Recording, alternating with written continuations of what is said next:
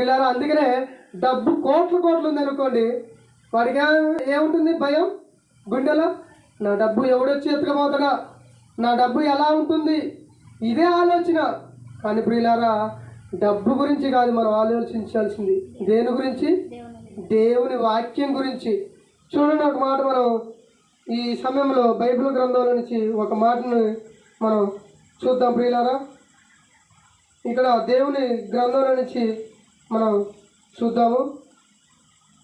ఏమండి, ఇక్కడ ఏమంటాడు? తెస్సలోనికీయులకు రాసిన మొదటి పత్రిక 5వ అధ్యాయము మొదటి నుంచి చూద్దాం. సహోదరులారా, ఆ కాలము గురించి, ఆ సమయమును గురించి మీకు రాయనక్కర్లేదు. రాత్రి వేళ దొంగ ఎలా వచ్చునో అలాగునే ప్రభుత్వం వచ్చినని మీకు బాగుగా తెలియను.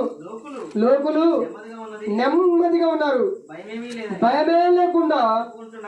ఏమండి, భయమేది లేకుండా చెప్పుకొనిచుండగా గర్భిణీ స్త్రీకి ప్రసవ వేదన వచ్చినట్లు వారికి ఆకస్మికంగా నాశనం తటస్థించును. కనుక వారి ఎంత మాత్రము. చూశారండి, మరణము నుండి మనం తప్పించుకోలేమండి. నువ్వు అమెరికా పోయినా, న్యూజిలాండ్ పోయినా, హైదరాబాద్ పోయినా, ఎటు పోయినా కానీ మరణము నుండి నువ్వు ఎంత మాత్రం తప్పించుకోవడం కష్టం బిడ్డ.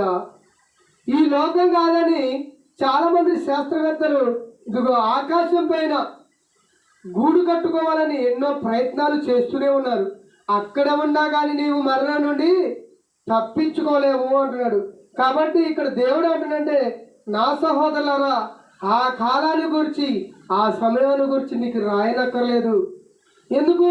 వాళ్ళకు చెబుతున్నాడు ఈ మాటలు. ఆ కాలం మీకు తెలుసు. యేసు ప్రభువారు ఎప్పుడు వచ్చేదో మీకు తెలుసు. యేసు ప్రభువారు ఆయన వచ్చాడంటే ఎలా ఉంటుందో మీకు తెలిసిపోతుందని చెబుతున్నాడు.